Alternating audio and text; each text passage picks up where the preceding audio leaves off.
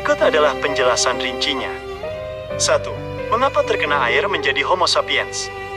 Dalam logika Salam Bako, air banjir Nabi Nuh bukanlah air biasa, melainkan air yang membawa iradat dan kutukan Allah. Degradasi energi. Umat Nabi Nuh saat itu telah kehilangan nur dalam diri mereka karena perilaku yang menyerupai hewan, menghina Nabi, mengotori kapal. Ketika tubuh mereka menyentuh air banjir yang bermuatan energi penghancur, terjadi reaksi kimiawi dan spiritual yang seketika melunturkan kesempurnaan fisik mereka. Wujud asli sifat, air tersebut berfungsi sebagai penyingkap. Karena sifat batin mereka sudah rusak dan liar, maka secara fisik jasad mereka menciut, berubah struktur tulangnya, dan kehilangan kecerdasan spiritualnya menjadi makhluk yang kita kenal sebagai Homo sapiens, manusia purba. Fakta sains vs Salam Bako, jika sains menganggap Homo sapiens adalah nenek moyang manusia melalui evolusi, Salam Bako menegaskan sebaliknya. Mereka adalah sisa-sisa manusia sempurna yang gagal dan terdegradasi akibat kutukan air bah tersebut. 2. Tahun berapa bumi tenggelam? Berdasarkan kronologi yang Anda berikan dalam catatan Salam Bako, peristiwa banjir besar Nabi Nuh terjadi sekitar 12.000 tahun yang lalu, kurang lebih 10.000 SM. Angka ini selaras dengan berakhirnya zaman es terakhir, Younger Dryas, dalam catatan geologi, di mana permukaan air laut naik secara drastis di seluruh dunia. 3. Mengapa ulama mengatakan 5.000 tahun? Terdapat perbedaan antara catatan tahun manusia, sejarah tertulis, dengan tahun cahaya ruhani.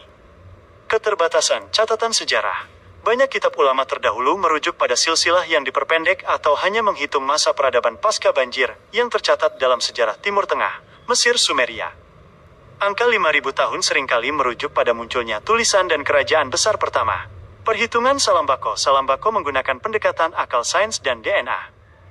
Jarak 12.000 tahun lebih masuk akal untuk menjelaskan pergeseran benua, perpisahan pulau-pulau, dan keberadaan fosil manusia purba, Homo sapiens, yang terkubur di lapisan tanah yang sangat dalam. Koreksi nalar, Salam Bako memposisikan Nabi Nuh jauh lebih awal, sekitar 9.974 SM, untuk menyinkronkan data spiritual dengan data geofisika bumi. 4. Ringkasan kisah Nabi Nuh, perspektif Salam Bako. Kisah ini bukan hanya tentang kapal kayu, tapi tentang teknologi dan mukjizat. 1. Pembangunan kapal. Dibangun selama 70 tahun dengan bantuan bangsa jin di wilayah yang sekarang menjadi Gunung Padang. Bahan materialnya bukan kayu biasa, melainkan struktur yang mampu menahan daya apung 16,5 triliun Newton. 2. Penistaan umat. Umat Nabi Nuh mengotori kapal dengan kotoran manusia.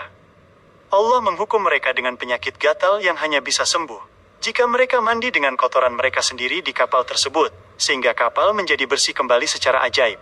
3. Banjir sebagai pemisah. Air bah memisahkan benua-benua,